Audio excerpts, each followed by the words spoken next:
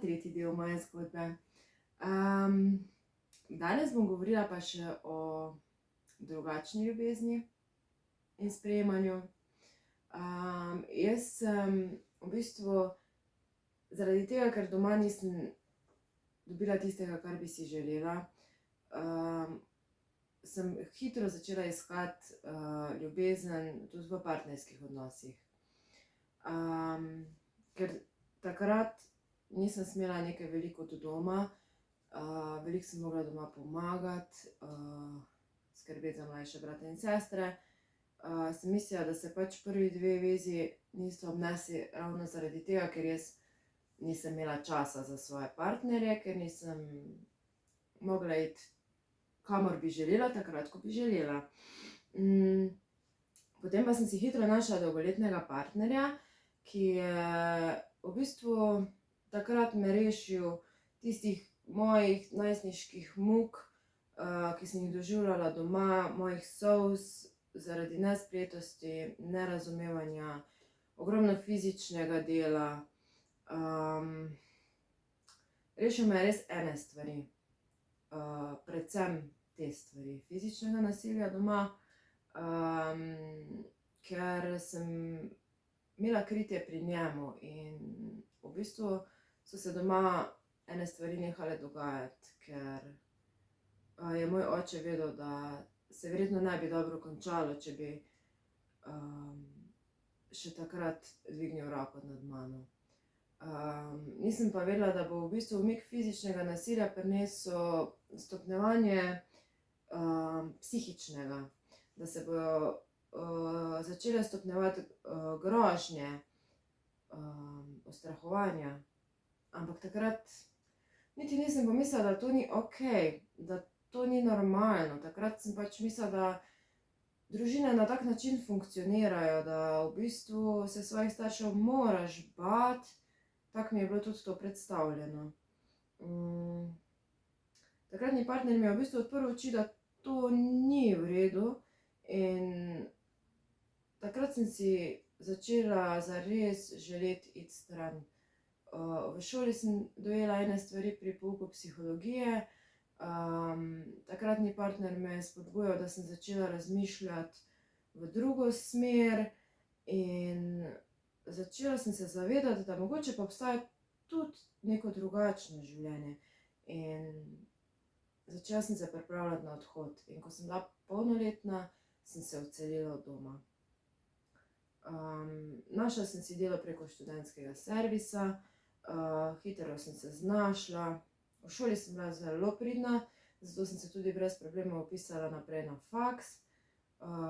Vedno sem se trudila za lep uspeh, zato da sem imela na koncu malo višjo tisto državno štipendijo, oziroma v naslednjem šolskem letu sem imela potem vedno, mislim, da za 10 ali 20 evrov višjo štipendijo, da sem si lahko kaj sama kupila, da sem si lahko kupila nova oblačila.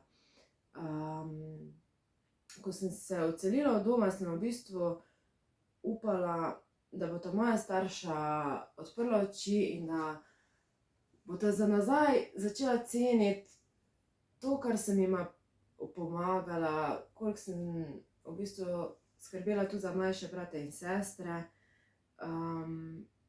da bo enkrat to cenjeno, pohvaljeno, pa je v bistvu šlo čisto v eno drugo smer. Vse, kar se je v naši družini zgodilo, večinoma to niso bile dobre stvari, za vse je krivda v bistvu padla name. In takrat sem v resnici mislila, da sem jaz kriva, da pač, ker sem takšna, kot sem, nisem v redu in da zaradi mojega obnašanja pač zdaj vsi trpijo. Pa tudi v partnerskem odnosu se nisem preveč dobro znašla. Nisem bila navajena razmišljati s svojo glavo. Nisem vedela, kaj si želim. V bistvu sem se začela pretvarjati in živeti na tak način, ko so drugi želeli od mene. Zato ker moja edina želja je bila, da bi bila sprejeta, da bi bila ljubljena. In tako v bistvu sem začela živeti življenje nekoga drugega. Na sebe sem čist pozabila, oziroma na sebe niti nisem znala gledati. Zares nisem vedela, kaj si želim. Nisem se znašla v svobodi.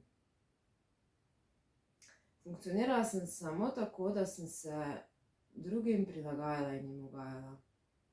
In to igro sem v bistvu prenesla v takratni partnerski odnos, samo na malo drugačen način, kot sem jo pa doživljala prej v svoji prvotni, primarni družini. Tista mala Klavdija v meni, ona pa je ves čas v bistvu razgrajala, kričala, se na nek način želela osvoboditi, želela drugačno življenje, ampak jaz je nisem znala poslušati. Niti malo je nisem znala poslušati. Niti malo se nisem zavedala, da jo moram poslušati.